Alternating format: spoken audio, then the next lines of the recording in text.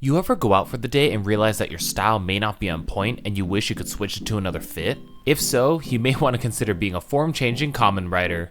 In the early days of Kamen Rider, form changes weren't really as common. As a concept and the franchise were much simpler at its inception, there was less of a focus on the gear and the different possible interactions with it.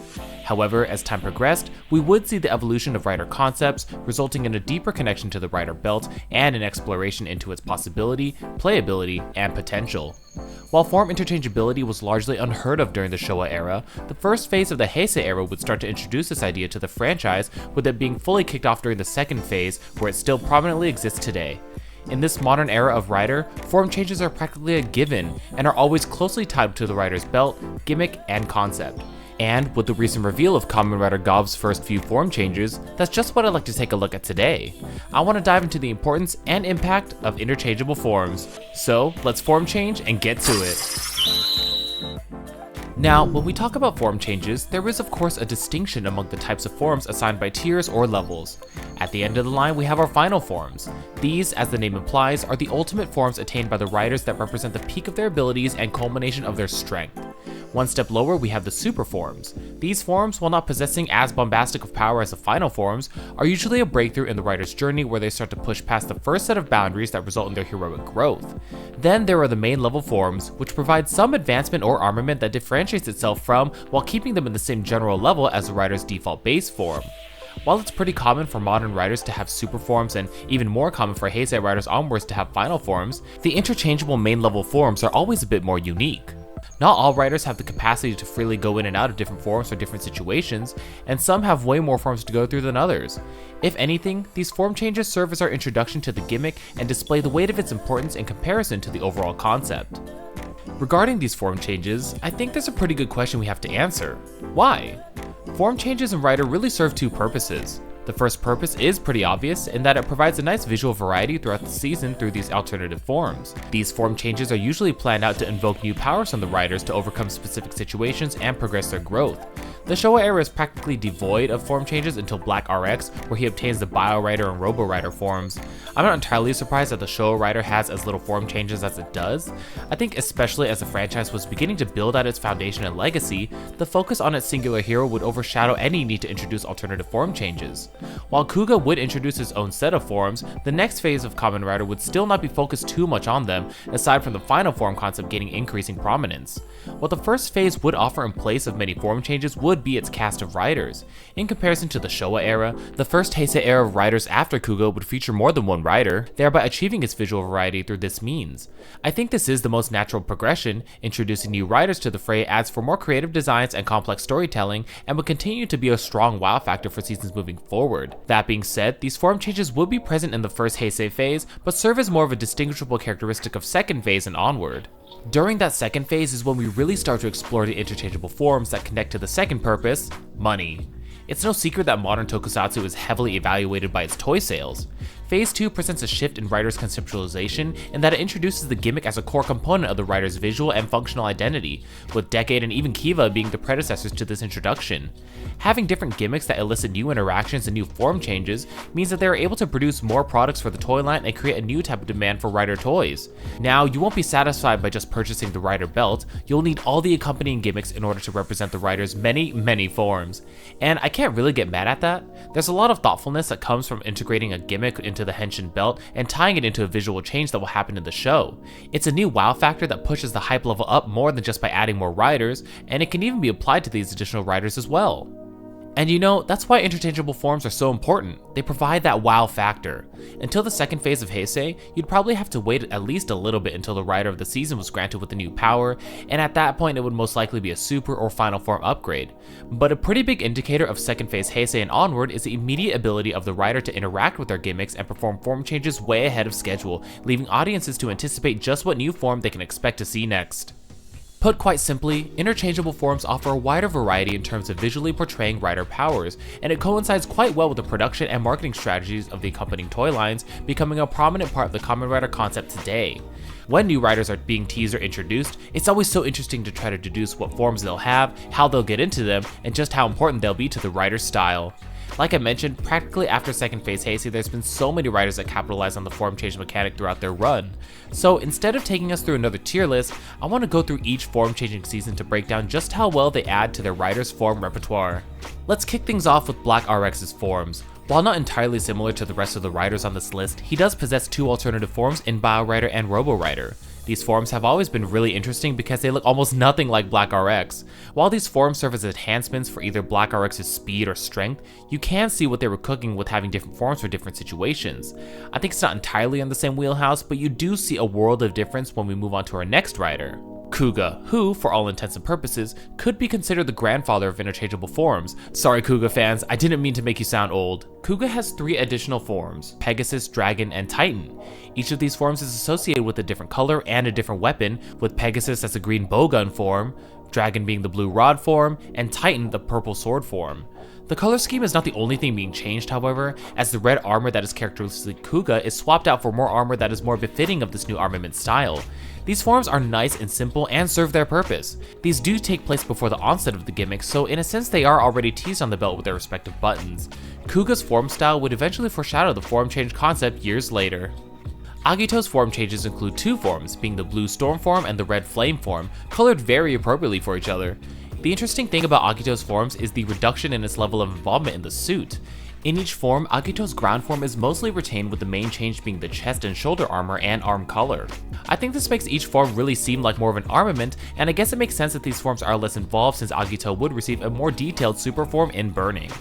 I'm gonna gloss past Kabuto for a bit because I've already spoken to death about their armored forms, and I'm not entirely convinced they'd be classified as interchangeable forms anyways. I'm also gonna pass Den-O Station, whose forms I've also spoken a lot about previously. Instead, we'll move along to the different forms of Kiva. Kiva's form changes are the first to technically utilize a separate gimmick in its transformation through the Fessels.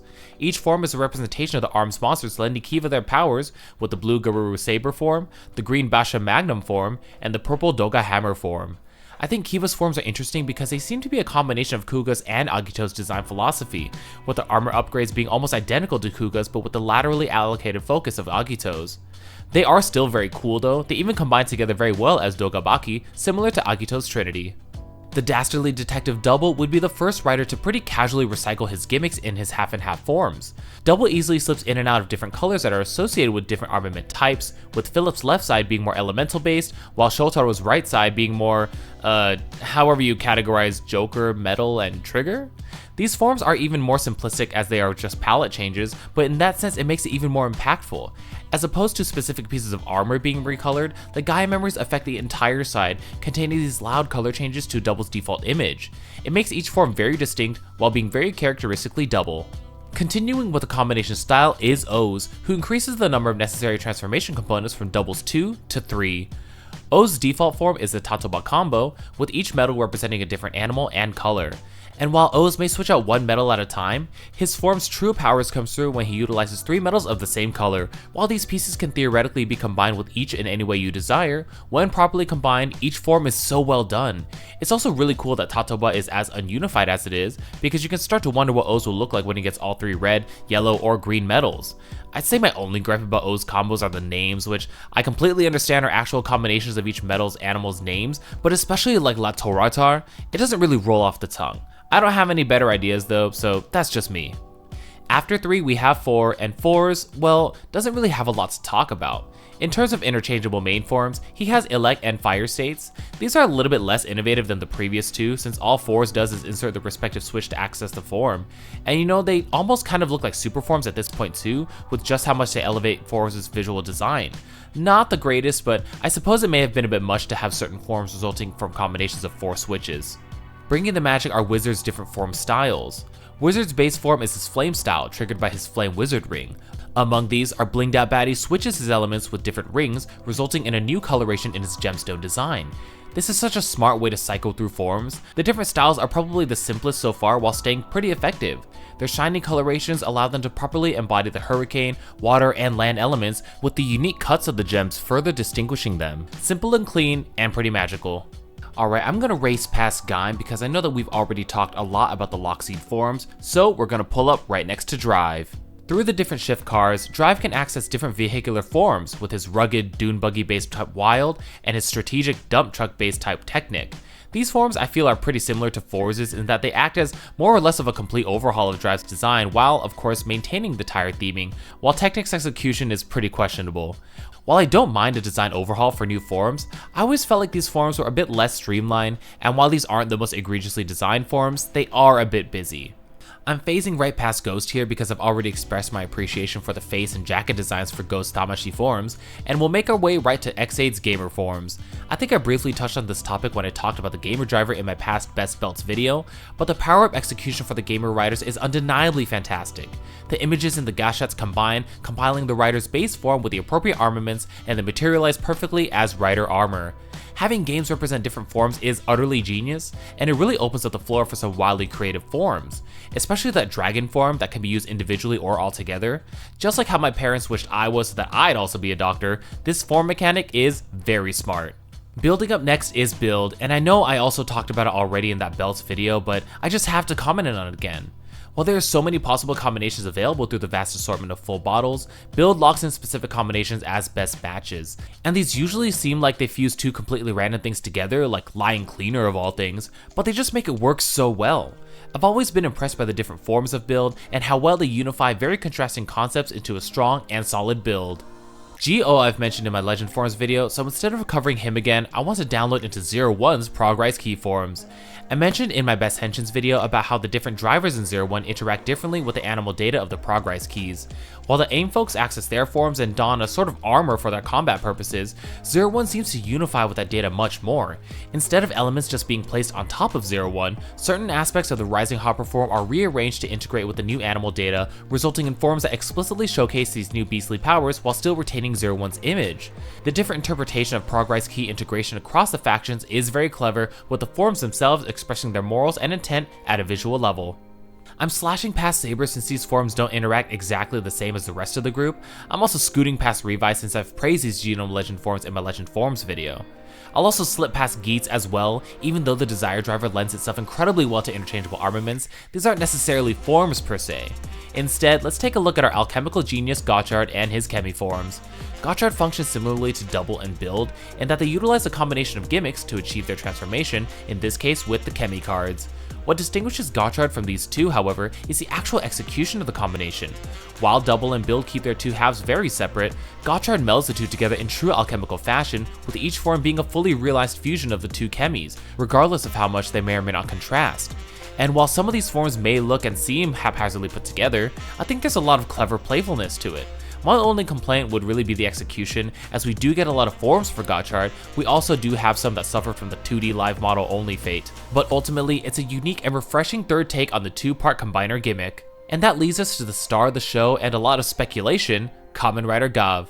Gavv, being stylized similar to the word gabu, meaning bite, is appropriately themed after snack foods. The Henshin belt Gavv utilizes different Henshin snacks called gochizo to access these newly revealed forms, including the chippy Zaku Zaku chip form, the fluffy Fua Fua Malo form, the chocolatey Chokodan form, and the lollipop sweet Gurukan form. I'm sure these all took the world by storm. What an imaginative way to integrate an already imaginative concept. From the chippy samurai armor to the melted chocolate poncho, these are really smart executions of this theme. Since we don't have too much to work with other than these images so far, I'm going to refrain from making any more heavy judgments, except on those obnoxiously 2D weapons. Otherwise, I'm excited to see how these snacks land on our plates. We've talked about a lot of different form change styles in this video, and it's hard to say which ones are objectively better or worse than others. For my money, I'll always have a soft spot for the full bottle combos of Build. But what about you? What are some of your favorite interchangeable main forms of Rider? Let me know. That's all I have for today. I'll be back next time with some more fun Toku topics to Toku talk about. See you all next time.